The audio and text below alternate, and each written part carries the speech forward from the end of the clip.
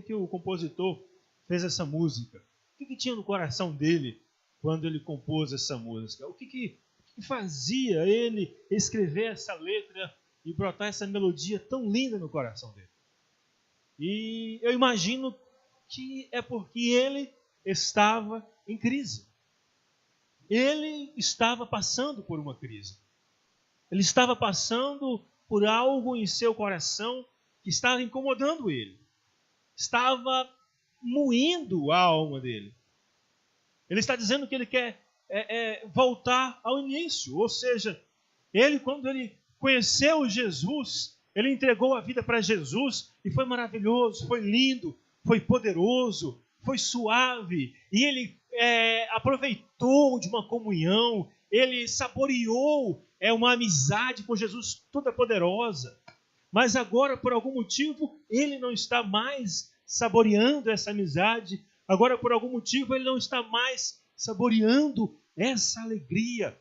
E ele, então, começa a cantar essa música, compõe essa música. Eu não sei a história dessa música, mas é isso que me traz à memória quando eu começo a cantar essa música. Aquele irmão deveria estar em crise na sua vida cristã. E isso me faz lembrar por que entramos em crise na vida cristã. O crente entra em crise na vida cristã. Por que nós entramos em crise na vida cristã? Por que você não consegue... Obrigado, Patrícia. Por que você não consegue mais ser aquele que você era antes? Por que você não consegue ser mais aquela que você era antes quando conheceu a Jesus Cristo? E lendo o texto da palavra de Deus, eu vi que houve um grande homem de Deus que em certo momento da sua vida, ele entrou em crise na sua vida com Deus. E esse homem está aí, escrito no livro do Êxodo, capítulo 3, verso 1 ao verso 12, é o texto que nós vamos ler neste momento. Êxodo capítulo 3, verso 1 a 12. Eu quero te dar a oportunidade de abrir a sua Bíblia e acompanhar essa leitura, ou acessar o seu celular, abrir a sua Bíblia e também acompanhar essa leitura, compartilhar com a pessoa que está do seu lado. Olha aí, talvez alguém aí está do seu lado não tem aí as escrituras, nem no celular, nem na impressa. Compartilha com ela nesta hora.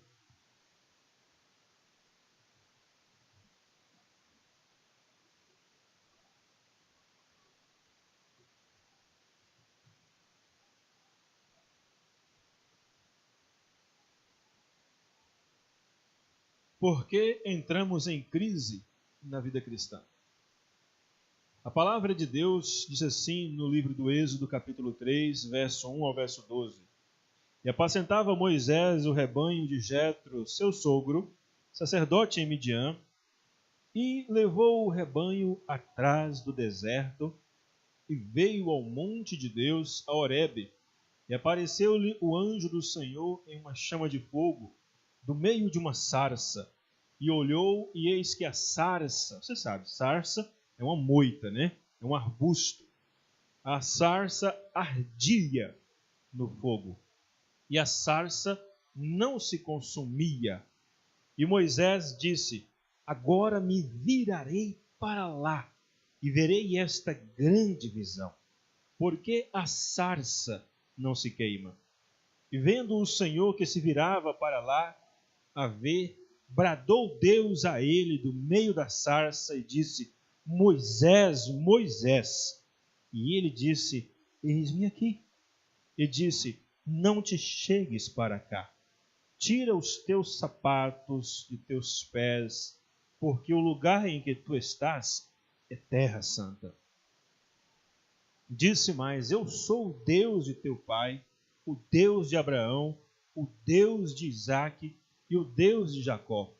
E Moisés encobriu o seu rosto, porque temeu olhar para Deus. E disse o Senhor: Tenho visto atentamente a aflição do meu povo que está no Egito, e tenho ouvido o seu clamor por causa dos seus exatores, porque conheci as suas dores.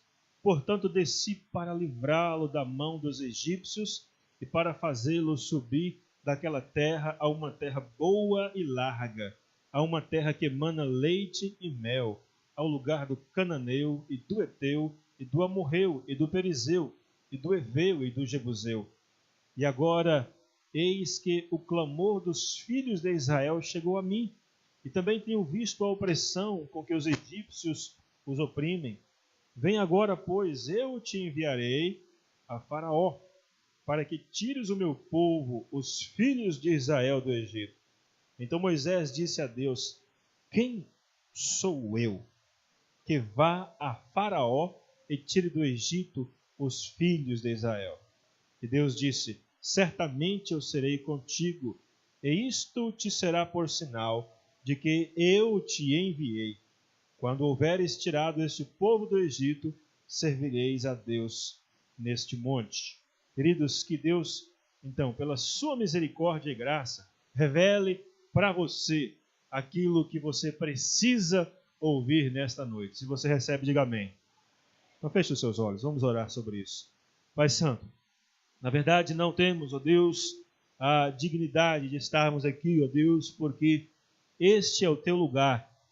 Este aqui, Senhor, é o teu púlpito. Este aqui, Senhor, nós separamos como teu altar. Este aqui, ó Deus, é o lugar da adoração do Senhor. E como, Deus, se houver impureza em nosso coração, mas nós somos pecadores.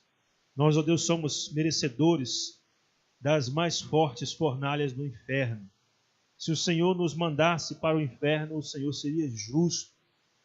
O Senhor está certo em tudo que o Senhor faz. E nós temos a tendência de ir apenas para o mal e para o pecado. Mas eu estou aqui nesta noite, Pai, com a licença e com a graça e com a permissão e pela misericórdia do nosso Senhor Jesus Cristo, teu Filho, que nos redime e nos purifica de todo o pecado, que lava o nosso coração sujo de pecado, que purifica a nossa alma, que tira o mau cheiro das nossas maldades e que nos torna mais alvos do que a neve. É em nome de Jesus que nós estamos aqui, Pai, que eu estou aqui, Senhor, atrás deste púlpito.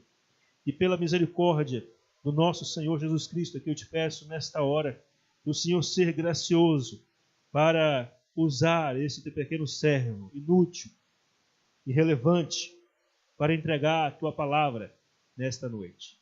Senhor, precisamos ouvir o Senhor. Então, por tua misericórdia, fala conosco. Libera, Senhor, no mundo espiritual toda sorte de bênção, de liberdade, de libertação. Destrava, Senhor, toda porta fechada. Abre as janelas, Senhor, e derrama as tuas bênçãos sobre nós nesta noite. A bênção da revelação da tua palavra, a bênção da salvação, a bênção do conhecimento espiritual, a bênção, ó Pai, daquilo que é sobrenatural. Eu humildemente te peço isso, Pai, em nome de Jesus Cristo. Amém.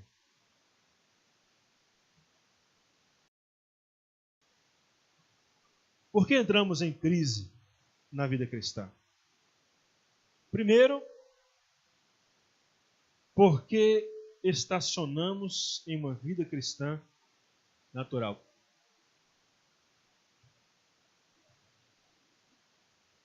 Quando você aceitou Jesus, quando você se entregou a Ele, aquilo que você não fazia com as suas forças.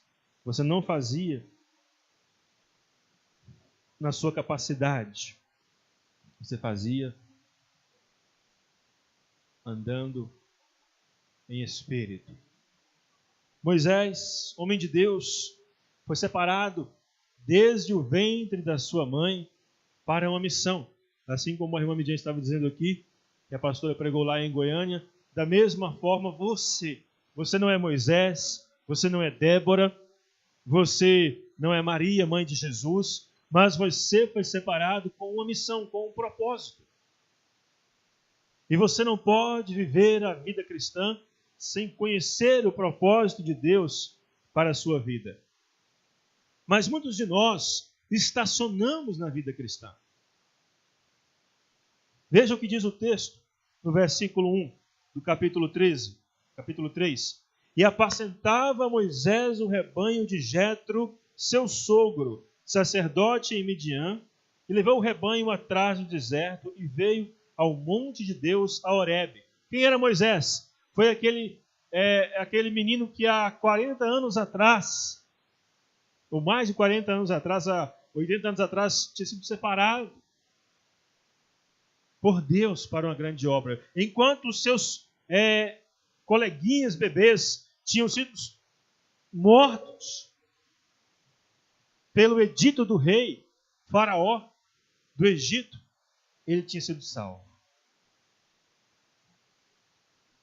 Enquanto que a vida de outros bebês, crianças, tinha sido ceifada, lançados no rio Nilo, para que morressem afogados ou que os crocodilos comessem, Moisés foi recolhido, foi cuidado e foi zelado pela própria filha do rei assassino.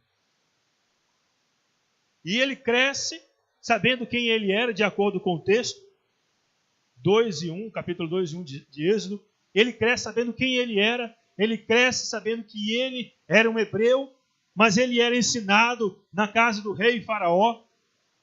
E ali naquela casa ele tem o do bom e do melhor, mas ele sai para visitar os seus irmãos, e ele vê os seus irmãos carregando pedra, carregando tijolo, carregando palha, passando o dia todo pisando em barro para fazer tijolo, e ele não se conforma com aquilo, ele não acha a escravidão algo natural.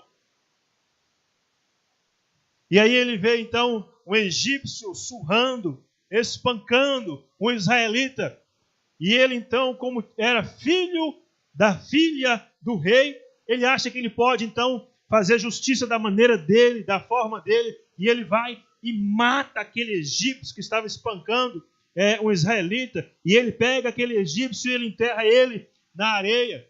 E no outro dia, quando ele sai para olhar os seus irmãos, 2 israelitas estão brigando, e ele diz: mas por que você está judiando o seu irmão, fazendo mal ao seu irmão?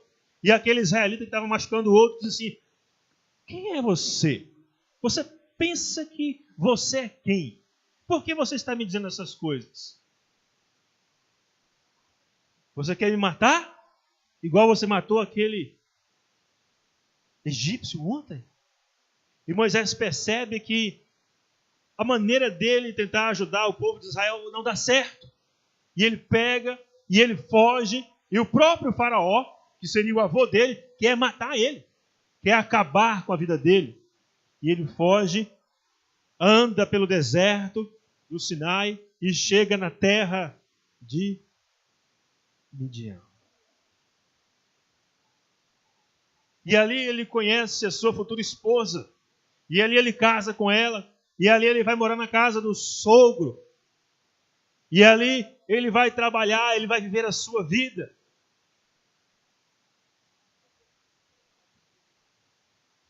Ele vai tentar levar a vida como ele acha que pode levar. Moisés tinha um passado, ele conhecia o povo de Deus, ele sabia do sofrimento do povo de Deus, e ele até tentou ajudar o povo de Deus e foi um total fracasso. Ele foi um fracassado. Agora, depois de ter fugido dos problemas do passado, ele está tranquilo, vivendo com a sua família e seu sogro na terra de Midian. Não era a vida que ele queria, mas era a vida que caiu no colo dele, como diz o ditado: vamos deixar como está para ver como é que fica. Muitas pessoas têm levado a vida cristã dessa forma. tem levado uma vida cristã natural, tem levado uma vida cristã de fracassos do passado e por causa disso não querem avançar. Estão estacionados. Criaram para si uma zona de conforto e nesta zona de conforto eles se estabelecem e eles não querem sair dessa zona de conforto. Mas ao mesmo tempo eles continuam vivendo uma crise na vida cristã. Por quê? Porque eles sabem que lá dentro deles não é assim que eles têm que viver. Eles sabem que lá no interior deles não é essa maneira que Deus quer que eles vivam.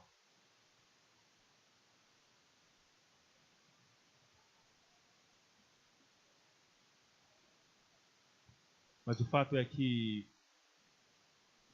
quando você conhece a Deus, o fato é que quando você tem um vislumbre da majestade, da glória, da beleza de Deus, e quando esse vislumbre se revela a você, você nunca mais é o mesmo. Você nunca mais volta a ser a mesma pessoa. Não dá. Não dá para ficar como está. Moisés chega com o rebanho de ovelhas, de cabras e de cabritos, mas alguma coisa está levando ele para um lugar diferente. Alguma coisa está encaminhando ele para um lugar diferente. E ele pega as suas ovelhas e vai chegando até chegar no monte de Deus. Por mais que ele tenha estacionado numa vida cristã natural, sem nada demais acontecer, alguma coisa vai o impelindo para algo sobrenatural. Se você quer ser um cidadão do céu, você precisa entender que você não pode viver uma vida cristã natural. Não dá. Não dá para falar a mesma língua das pessoas. Não dá para viver como as pessoas vivem. Pastor, o que o senhor está dizendo? O que o senhor está querendo dizer com isso?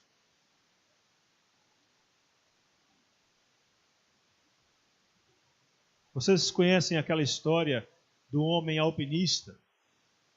Que, na verdade, ele não era um alpinista, ele era um fazendeiro. Mas ele gostava de subir as montanhas e ele chegou numa delas e viu um ovo. E ele pegou esse ovo e levou para a sua casa. E ele resolveu colocar esse ovo lá no ninho de uma galinha. E a galinha chocou esse ovo. E quando a galinha chocou o ovo, esse homem se admirou porque não era um pintinho, não era alguma coisa assim. Era um ovo de uma águia. Um filhote de águia nasceu.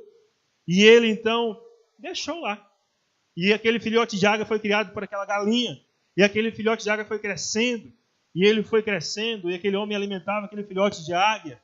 E aquela águia andava junto com as galinhas. Ela ciscava junto com as galinhas. Mas um dia chegou uma pessoa que era muito estudiosa de águias. E ele olhou para aquela águia ali no meio das galinhas. Se espantou e disse: mas o que é isso? E o fazendeiro disse: olha, contou a história. Achei lá na montanha e tal. Aí está. E aí ele disse: não, mas não pode viver assim. Isso não é uma galinha, isso é uma águia. E ele disse: não, mas a gente criou ele como galinha e está aí. No meio das galinhas, não faz mal nenhum, está tudo tranquilo. E aquele homem pediu ao fazendeiro a licença para tentar fazer com que ela voasse, porque ela era uma águia e voltasse a seu habitat natural. E aí aquele fazendeiro disse: não, isso não vai acontecer, ela não voa, ela já acostumou sendo uma galinha. E então aquele homem pediu licença, pegou aquela águia e o levou para um pequeno monte e olhou para ela e disse: você é uma águia. Voe como uma águia. E ele jogou aquela águia para cima, ela bateu asas como uma galinha e caiu no chão.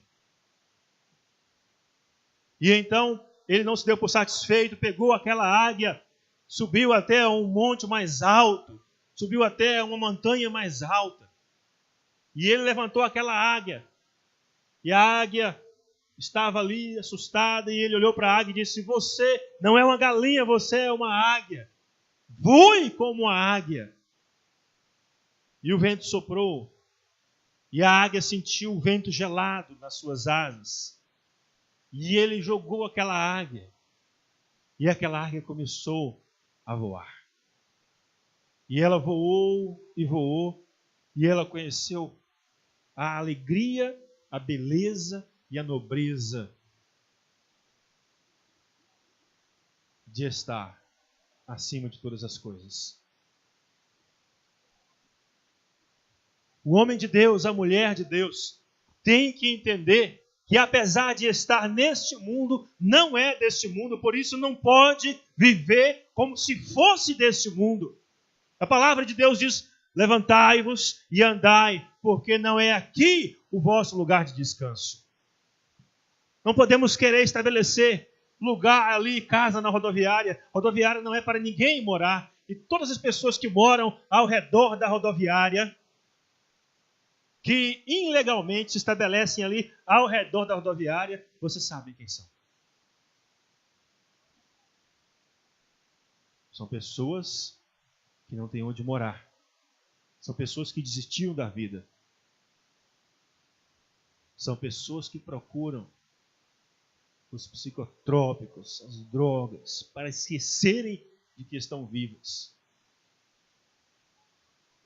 E cada um de nós tem que ter bastante cuidado para não vivermos uma vida cristã tentando nos esquecer de quem somos. Somos servos do Deus Altíssimo.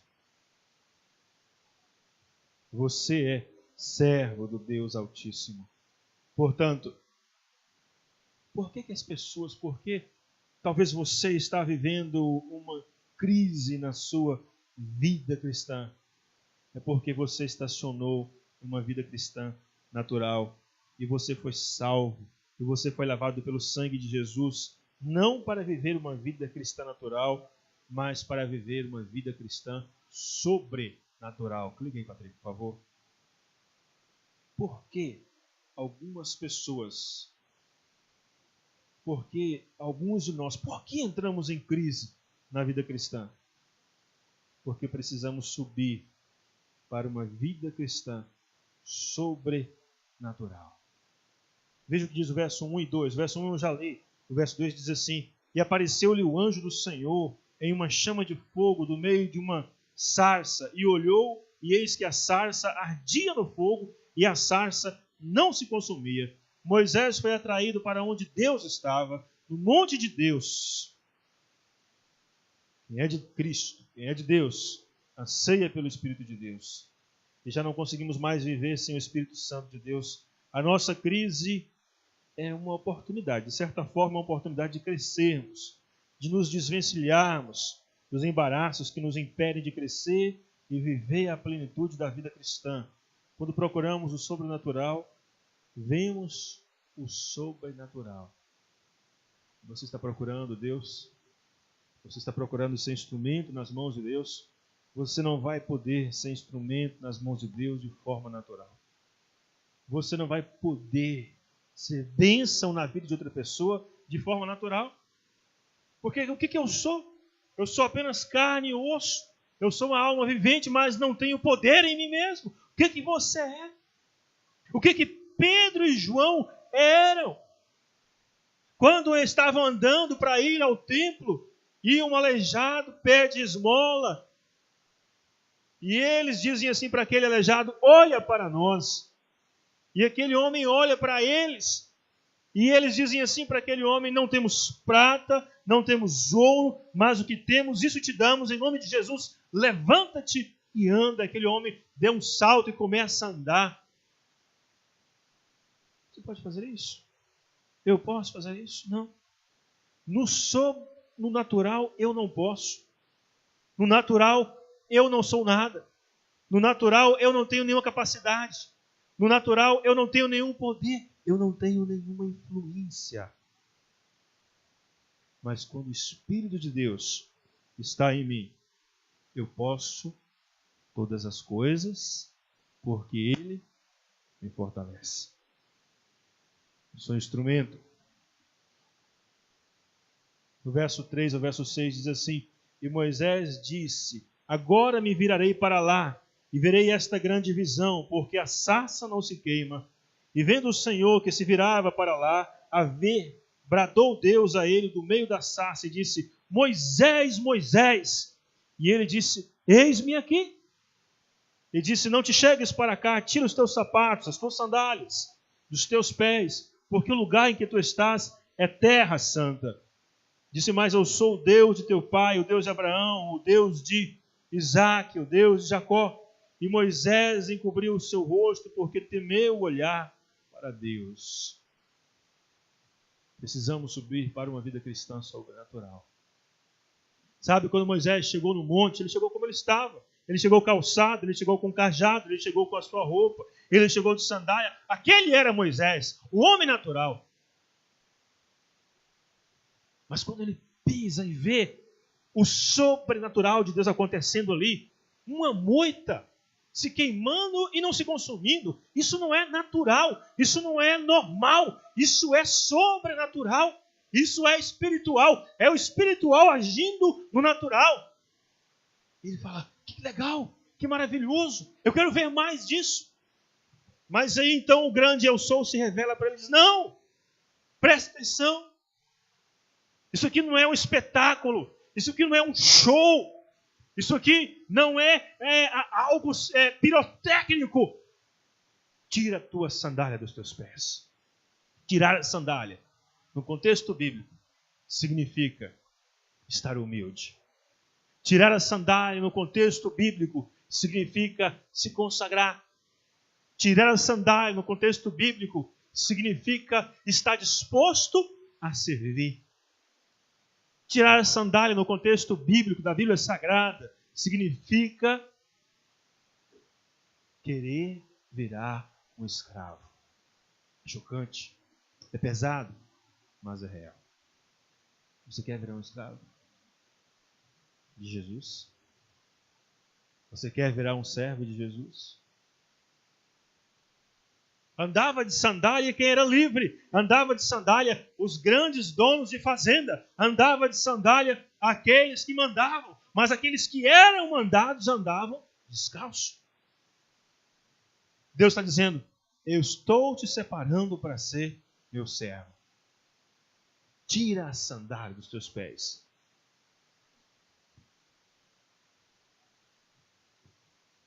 Em certo sentido, era o que Deus estava propondo para Moisés.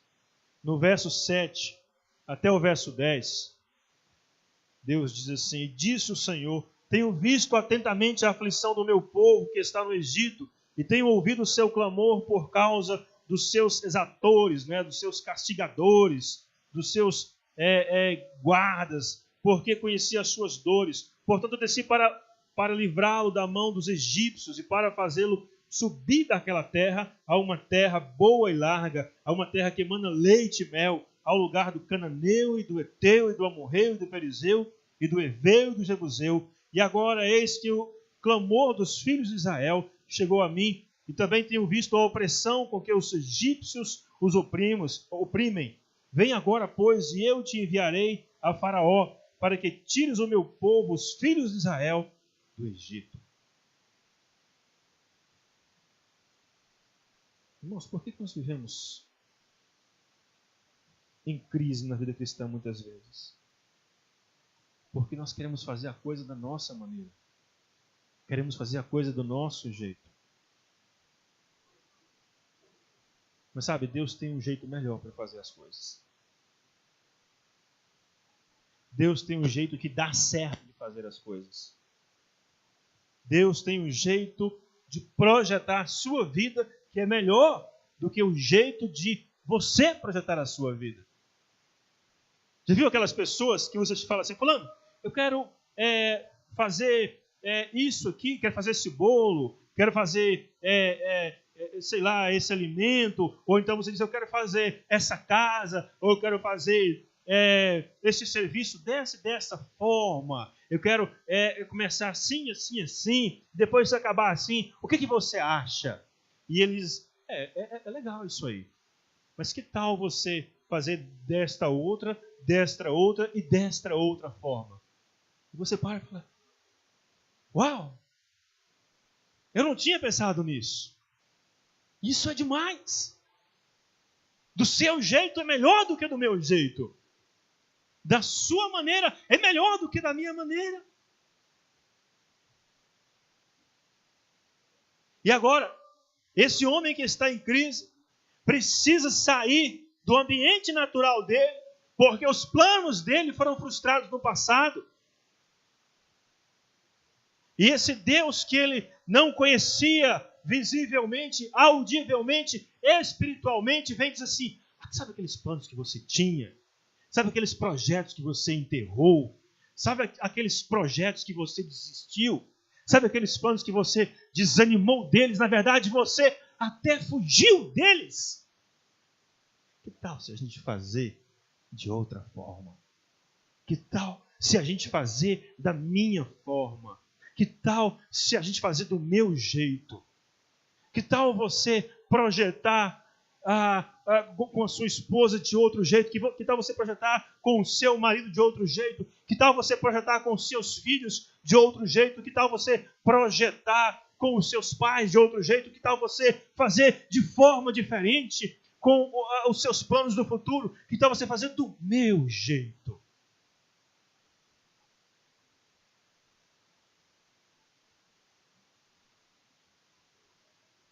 E Deus chega para Moisés e diz, olha Moisés, eu senti a dor do meu povo. A ideia aqui, meus irmãos e amigos, é tipo assim, Moisés, eu senti as chicotadas que os exatores davam nas costas do meu povo. Em Jesus, Deus sentiu as chicotadas. Deus está dizendo, Moisés, sabe aquele plano que você tinha? Eu tenho mais interesse em resolver ele, em colocar ele em prática, do que você.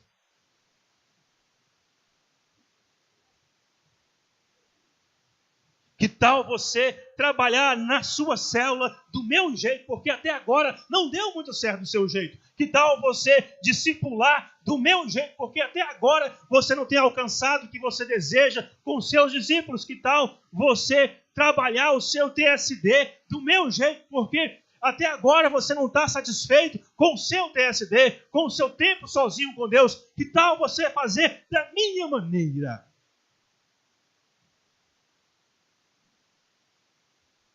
E sabe o que Moisés sentiu? Sabe como ele reagiu? Não.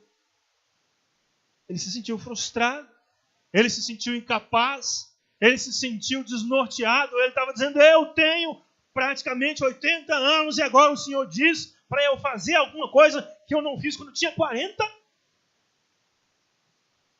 O Senhor está me mandando ir contra o homem mais poderoso do mundo? Se fosse hoje, Moisés estava dizendo, o Senhor está me mandando ir brigar contra o Donald Trump? O presidente da maior superpotência do mundo?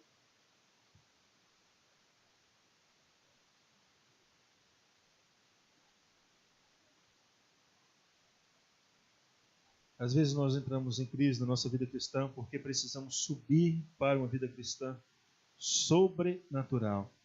Moisés tentou fazer a obra de Deus, que é sobrenatural, de forma natural. Moisés tentou viver a vida dele de forma natural. E isso não dá certo. Você sempre vai se decepcionar. Você vai ter pequenas vitórias ocasionais, mas num ambiente de grande derrota espiritual que vai exaurir a sua fé, que vai exaurir a sua alegria, que vai exaurir, que vai tirar toda a sua paz. Você precisa entender que se você vai trabalhar com Deus, você vai ter que trabalhar de uma forma espiritual, não de uma forma natural, de uma forma sobrenatural. Veja o que diz o verso 11 e 12. Então Moisés disse a Deus, quem sou eu que vá a Faraó e tire do Egito os filhos de Israel? E Deus disse, certamente eu serei contigo, e isto te será por sinal de que eu te enviei. Quando houveres tirado este povo do Egito, servireis a Deus este monte. Sabe o que são sonhos? Sonhos são realidades que Deus já determinou, que vai acontecer no futuro e que Ele planta em seu coração.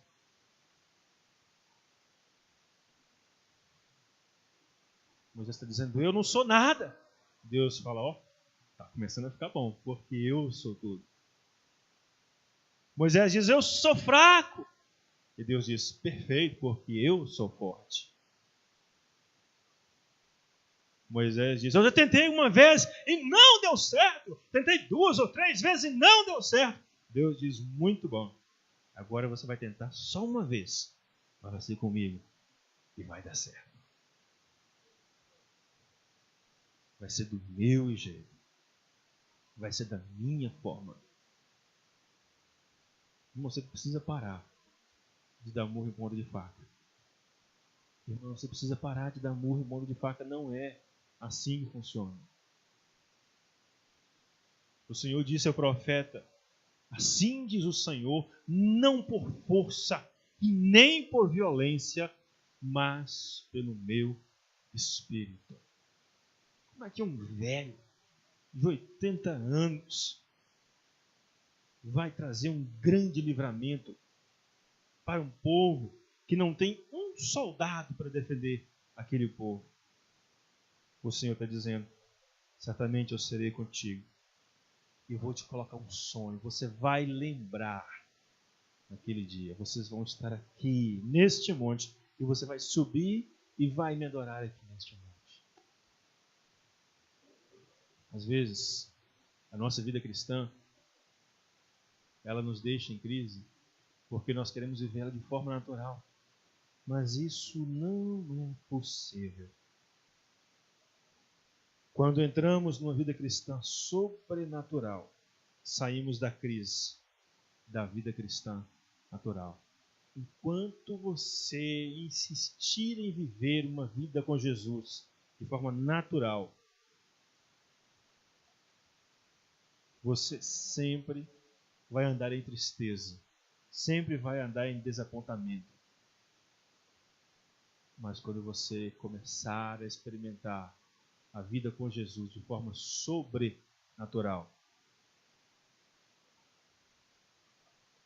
você vai começar a experimentar milagres após milagres em sua vida. E quando eu falo de milagres, eu não estou falando apenas das grandes manifestações de milagres, mas eu estou também falando do próprio milagre de você ouvir a voz de Deus. Não com esse ouvido de carne e osso, mas com o ouvido espiritual todos os dias.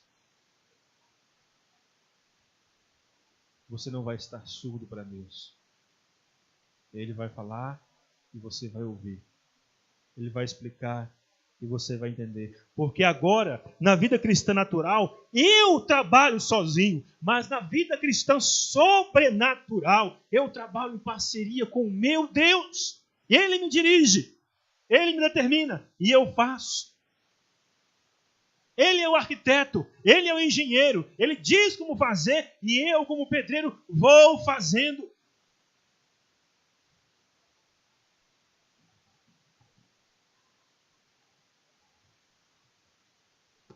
Você precisa de subir ao monte para se encontrar com Deus.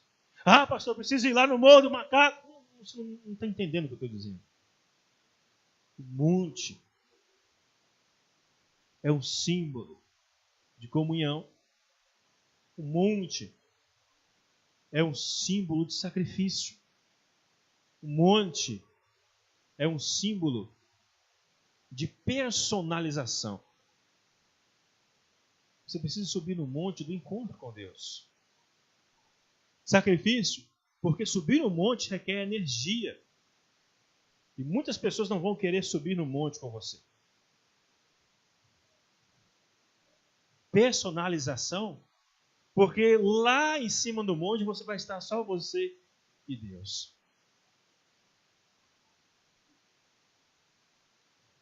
E é ali que você vai deixar toda a crise do mundo natural e você vai contemplar a beleza do sobrenatural. Aquilo que Moisés não conseguiu fazer em 80 anos, Deus começou a fazer na vida dele e através da vida dele. Talvez em algumas semanas, talvez em alguns dias. Já chega de andar em crise na vida cristã. Saia do ambiente natural e suba para o ambiente sobrenatural. Talvez você que esteja aqui hoje e você esteja perguntando assim, pastor, mas o que isso realmente significa? O que realmente significa é o que significa para os que estão aqui também. Significa que você não é igual ao boi, não é igual à águia, você não é igual ao leão, ao carneiro, você não é igual aos peixinhos. Você tem uma alma.